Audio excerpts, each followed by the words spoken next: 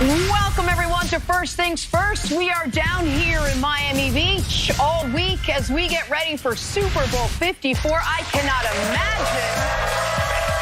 a better backdrop for us to sit back and talk football. I mean, the sun is not even up yet, but we've got a fantastic crowd to welcome you in. Thank you to all of you guys. We got more jerseys today than we had the first 2 days combined. We got some hoops jerseys, a bunch of football jerseys. Good great representation. crowd. That was here early. And it's a little chilly this morning, Miami. It is chilly. It's great folks that came out today. I'm going to tell the fine folks who we all are if you don't know. I'm Jenna Wolf. This right here is Nick Wright. We are hanging out with former Pro Bowl corner Brandon Flowers this morning. To my left, three-time Super Bowl champ coach Eric Mangini. What? You are so happy this morning. I got my name right. Okay, in the rehearsals, I may have forgotten your name. It meant a lot to me. Never happened before. We have an incredible guest list joining us today. Among others, Gardner Minshew will be here. Cam Jordan, Jarvis Landry, Michael Vick. We have so much to talk about, so much to get to. So glad you guys are joining us. So glad these guys are joining us. Let us start by diving right in with Patrick Mahomes. The Chiefs' all-everything quarterback has basically put his team on his back on the road to Miami. If Mahomes does indeed win the Super Bowl at 24 years and 138 days old, he would be the second youngest starting quarterback behind Ben Roethlisberger to hoist the Lombardi Trophy. When asked about seizing this moment, Mahomes knew exactly what to say. It's a once-in-a-lifetime opportunity that I hope I have a lot of times. And so it's you take in the moment, but you're always focused. You understand that the reason you're here is to play football and to win a football game. And we understand that. But, I mean, if you watch this team, we have fun doing it no matter where we're playing at. And so it's a great opportunity that I'm having early in my career. And I'm excited just to go out there with my brothers and try to win. Nick, you've been following Patrick Mahomes' career since the Chiefs grabbed him, and he's been so successful ever since. What do you think is on the line for Patrick Mahomes this Sunday? Well, I love the quote. It's a once-in-a-lifetime opportunity that I hope to have a lot of times, and that is spot on. Dan Marino got there in year 2. I'm sure he knew it was once in a lifetime, but thought he'd have a bunch more, and he didn't. Aaron Rodgers got there his third year as a starter, has never been back. So I anticipate, I think a lot of people anticipate Patrick will be on the stage a lot of times. But it's not guaranteed. You have to treat it like that once-in-a-lifetime opportunity. But if they win Sunday, he joins Jim Brown and Kareem Abdul-Jabbar as the greatest opening 2 years of a career in sports history.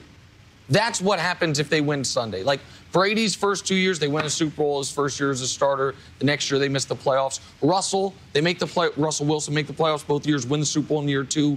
But his level of play, he wasn't an MVP caliber player yet. Jim Brown, his first 2 years in the pros, won a league MVP, got to an NFL championship game and they lost. Won a league MVP, got to the playoffs and they lost. He was instantly the best player in the sport. Kareem walked into the NBA as an All-NBA player, as the best player in the league, and by year 2, champion, league MVP, finals MVP. If they win the title this year, Coach, his open to his career, league MVP first year as a starter in the Final Four, and then a Super Bowl championship as a quarterback, you can put the beginning of his career up against any athlete, any sport in American sports history.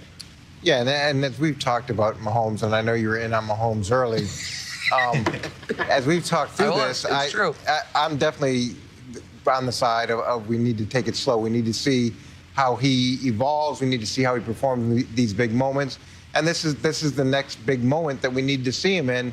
And with Dan Marino at that point, he had an unbelievable second season, and he had an unbelievable playoff run until the Super Bowl, and then the 49ers beat him down in that game. So it's going to be interesting to see how Patrick responds. What I've really liked about Patrick, as I've watched him more and more, is the things that he says, is the way that he talks about work ethic, the way that he talks about being humble, the way that he gives credit to the people around him.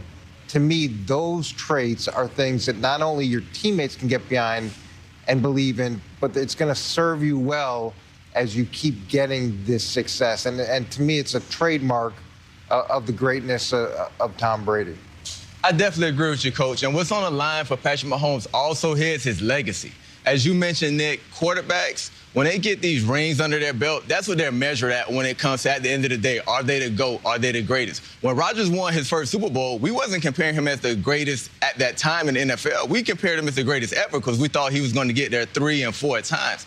If Patrick Mahomes can get a Super Bowl this early, it will staple him, like you said, in that Hall of Fame discussion, because if he just get 2 rings, I think his numbers will be eventually better than Eli's. It'll be up there with Ben Roethlisberger's just because the marriage with him and Andy Reid. Andy Reid's going to always keep weapons around him. So getting a Super Bowl early is going to matter going later in his career when he try to stockpile Super Bowls. Oh, Brandon, I think you can go maybe even a step further. You mentioned the Hall of Fame. If they win Sunday, it would take a sports catastrophe for him to not be a Hall of Famer. If you win a league MVP and you're a quarterback for a Super Bowl winning team, Joe Theismann did that. He's the only one who checks those boxes who's not in the Hall of Fame. Joe Theismann, with respect to Joe, who I like a lot, did not have near the talent or the supporting cast Patrick Mahomes does. If they win the championship this year, the only thing that would stop him from being a Hall of Famer is a shortened career, something out of that we can't anticipate happening. And I know you did give me a hard time, and you continue to give me a hard time saying I was in on Patrick Mahomes early, but that I was in by the 4th game of his career. I was saying, oh, he's going to be a Hall of Famer, which I wasn't. But I am saying it now, right? I am saying right now that if they win Sunday, he is going to be a Hall of Famer because he's checked the boxes you need to check. The rest are just playing out, see how high up the mountain he can go. It's funny because we're so quick to predict years down the road. Yep. And to me, that's one of the biggest traps in sports is there's this assumption that you get to start where you left off. And that's what kills teams after they have success. You have to do all the things that you did well better each year after that because everybody's studying you, everybody's chasing you. The motivations change, team dynamics change.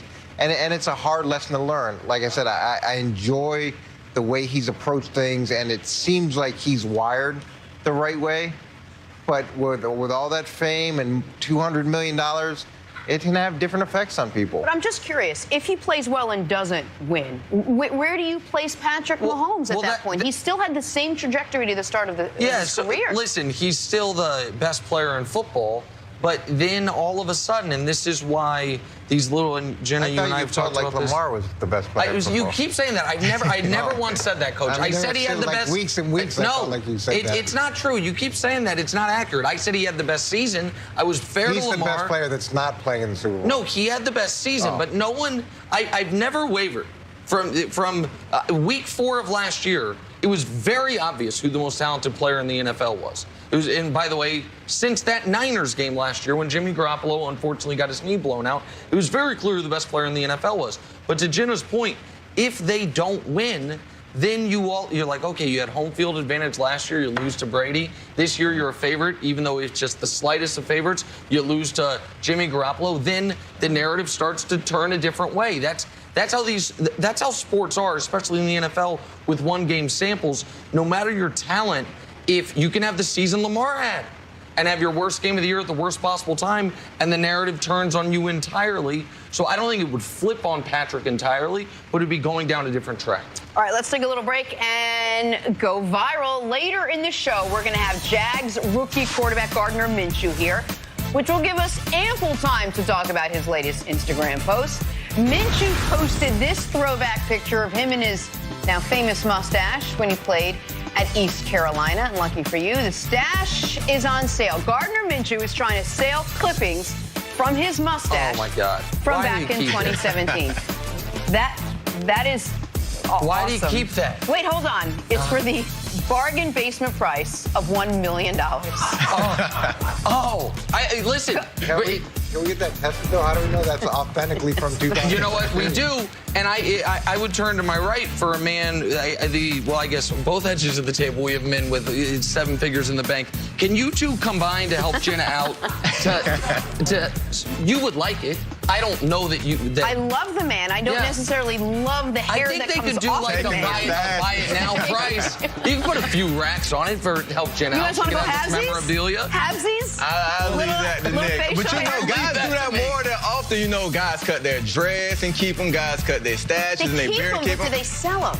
Wait, They don't where do you sell keep them? Do you have like a mustache closet, like a hair safe? Like where do you keep that stuff? I mean, you can always sew your hair back in. If you got short dreadlocks like I do now, if you keep them, you can sew them in, make them back long, and you have your hair do overnight. Maybe Gardner Minshew wants to re-sew that hair back onto his own face. Well, we'll I ask could spend him. the next 10 years and not grow a mustache. We are going to, I would love to see what that looks like. Yeah. We're going to ask him as he joins us a little bit later on. All right, we got to take a break. Before we do, though, we do want to tell you about DraftKings, the official daily fantasy partner of Super Bowl 54, and you can play for free for your share of over $4 million in prizes. Plus, you could join over 20 millionaires.